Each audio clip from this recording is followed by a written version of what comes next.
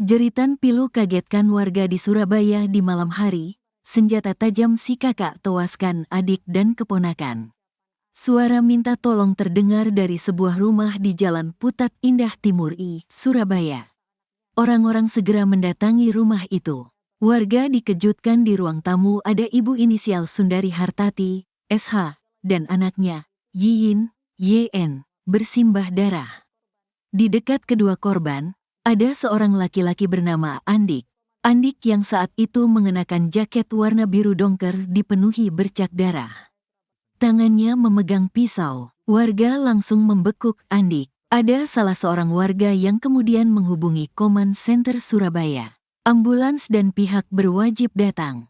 SH dilarikan ke rumah sakit Mitra Keluarga, sedangkan anaknya dievakuasi ke rumah sakit Mayapada. Naas, nyawa keduanya tidak tertolong. SH dan anaknya, YN ini adalah bos mangga. Rumah itu sehari-hari digunakan SH dan anaknya tinggal dan menyimpan mangga. Sedangkan Andik tinggal di rumah yang berbeda. Kabarnya mereka sebelumnya cekcok perkara warisan. Kompol Zainur Rofik Kapolsek Sukomanunggal mengatakan peristiwa pembunuhan itu terjadi Kamis, 14/11, malam. Saat itu juga tim Inafis langsung melibatkan Andik untuk olah tempat kejadian perkara, TKP. Hingga akhirnya proses olah TKP selesai pukul 23 waktu Indonesia Barat, Andik diyakini kuat sebagai pelaku. Di teras rumah tersebut banyak berceceran darah korban. Kakak, Andik, membunuh adik, SH, dan keponakannya, YN, kata Zainur. Sesudah olah TKP, pelaku yang memakai jaket warna biru dan celana jeans langsung digiring polisi masuk ke mobil sambil tangannya diborgol dan dibawa ke Polrestabes Surabaya untuk penyidikan lebih lanjut. Rumah yang menjadi TKP pembunuhan pun sudah dipasang polis lain. Untuk penanganan selanjutnya kami akan berkoordinasi dengan Polrestabes Surabaya, jelasnya. Motif lansia bunuh adik di Surabaya, ngaku sakit hati diejek hingga merasa terusir. Seorang adik tega membunuh adik kandung dan keponakannya sendiri di Surabaya, Jawa Timur, Kamis, tanggal 14 November tahun 2024 lalu. Pelaku, AAS, 68, sebelumnya disebut AI, menghabisi nyawa adiknya sendiri, SH, 62, dan keponakannya, CKC, 34, di sebuah rumah di Jalan Putat Indah Timur I, Sukomanunggal, Surabaya. Saat dihadirkan di konferensi pers, AAS tega membunuh adiknya sendiri lantaran sakit hati dengan olokan korban mengenai sengketa rumah warisan orang tua. Mengutip tribunjatim.com, ia juga merasa terusir dari rumah yang ditempatinya dari kecil. AAS menganggap adiknya mengakuisisi kepemilikan rumah tersebut. Padahal, selama ini AAS lah yang tinggal lebih lama di rumah itu. Sementara adiknya tinggal di rumah anak. Korban menyebut AAS gila saat meminta surat rumah atas kepemilikan orang tuanya. Setelah itu saya disindiri terus ya ada kejadian pengusiran mangkel. Saya dikatakan yang tidak-tidak. Gila apa? Saya minta surat keterangan, rumah, milik orang tua, nggak dikasih. Kata dia, kamu cari di kenjeran ke embokmu, kan? Abu jenazah ibu, di Larung, ujarnya di Mapolsek Sukomanunggal. Pada Sabtu, tanggal 16 November tahun 2024. AAS yang kini jadi tersangka menyebut, perselisihan soal rumah warisan terjadi ketika orang tuanya meninggal pada 2020 lalu. Semenjak orang tuanya meninggal, ia diusir oleh korban dari rumah tersebut. Ada uang kompensasi Rp200 juta. Setelah diusir, AAS diberikan uang kompensasi senilai Rp200 juta. Namun, uang yang ia terima dari sengketa rumah warisan ini baru Rp100 juta. Saya sudah tinggal di sana, Pak. Bukan soal kompensasi. Yang dikasih dia cuma 100 juta, bukan 200 juta. Dia bilang dicicil, katanya. Kini, AAS pun mengaku menyesal setelah melakukan perbuatannya. Ya pertama kali, saya emosi. Tapi sekarang ya saya menyesal, jelasnya. Kini, Aas dikenakan pasal 340 dan 338 sub 351 ayat 2 tentang pembunuhan berencana. Ia pun terancam pidana maksimal hukuman mati. Diwartakan sebelumnya, Aas menghabisi nyawa kedua korban saat sedang mediasi soal rumah warisan. Diketahui, Aas merupakan anak ketiga dari 7 bersaudara, sementara SH adalah adik wanita Aas. Mengutip tribunjatim.com, SH meninggal dunia setelah dilarikan ke RS Mitra Keluarga Surabaya. SH menderita luka sayatan di lehernya. Sementara CKC meninggal dunia di RS Mayapada Surabaya setelah mendapatkan luka sayatan di sejumlah bagian tubuhnya. Kapolsek Sukomanunggal, Kompol Zainur Rofiq menuturkan, sebelum aksi penusukan, sempat terjadi cekcok yang dipicu dari permasalahan sengketa rumah warisan. Pada hari Kamis malam tersebut, ada mediasi bersama seluruh anggota keluarga besar dari kedua belah pihak. Mediasi tersebut merupakan momen berembuk penyelesaian masalah sengketa yang kesekian kalinya dalam keluarga besar pelaku dan korban.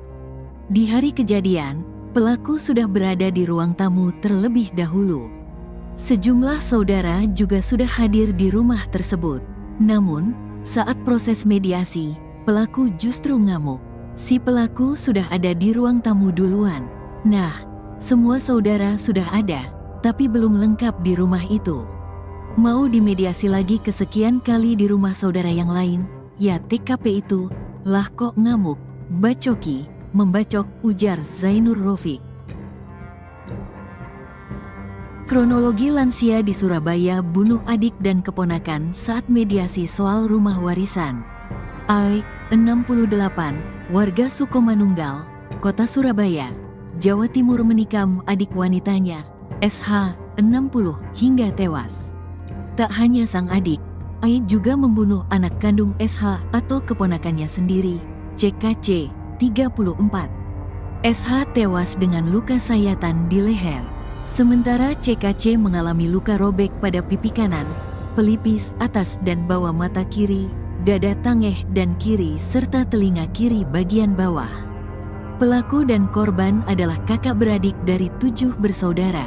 Kapolsek Sukomanunggal Polrestabes Surabaya, Kompol Zainur Rofiq mengatakan percekcokan yang terjadi antara kakak beradik itu dipicu karena permasalahan sengketa rumah warisan.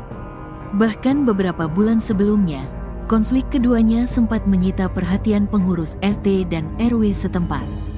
Bahkan sempat dilakukan mediasi sebanyak 2 kali dengan melibatkan pengurus RT RW, Babin Kamtipmas dan Babinsa setempat. Di hari kejadian, Kamis, tanggal 14 November tahun 2024, pelaku dan korban melakukan proses mediasi dengan seluruh anggota keluarga besar dari kedua belah pihak. Si pelaku sudah ada di ruang tamu duluan.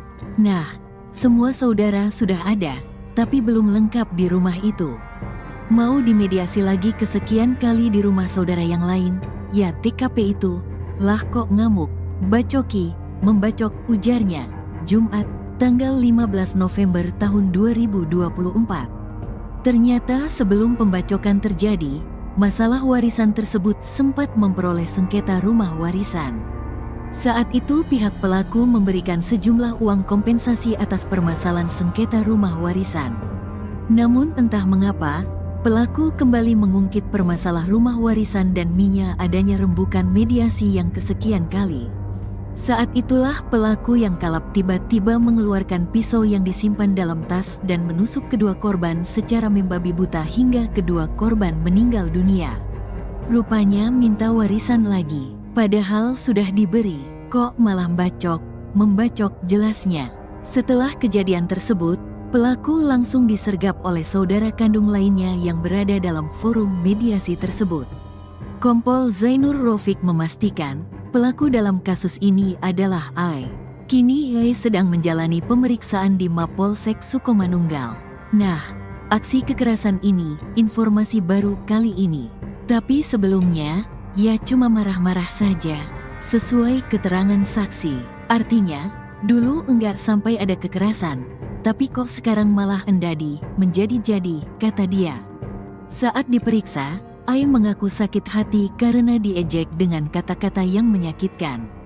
Pelaku sakit hati terhadap korban Sundari karena sering diejek oleh korban dengan kalimat pengangguran dan penyakitan, kata Zainur. Selain itu, korban SH juga melarang pelaku tinggal di rumah peninggalan orang tuanya karena tidak memiliki hak. Akhirnya, pelaku emosi. Pelaku merasa terhina dan sakit hati lalu mengambil pisau dapur di dalam kamar, lalu membacokkan ke arah korban SH berulang kali. Jelasnya. Lalu anak dari korban Sundari ikut-ikut. Lalu pelaku juga membacok korban Cynthia berkali-kali, sampai akhirnya kedua korban tidak berdaya. Tambahnya, saat polisi meminta keterangan pada keluarga, korban disebut tidak pernah melontarkan kalimat ejekan tersebut. Kalau pihak tersangka ada ejekan dari korban, tapi kalau dari saudaranya katanya, enggak pak, enggak pernah mengejek seperti itu. Makanya kita dalami masalah itu, ujarnya. Sementara itu, Ketua RW setempat, Susanto mengatakan, permasalahan itu bermula dari rumah warisan yang dimiliki oleh korban. Sedangkan, pelaku yang sudah diberi uang, kembali meminta bagian. Sekitar 2 minggu lalu, bulan kemarin pokoknya saya sempat mediasi sama pihak kelurahan, polsek, Koramil, enggak ada titik temu. Saya juga sudah sarankan dibawa ke pengadilan, kata Susanto.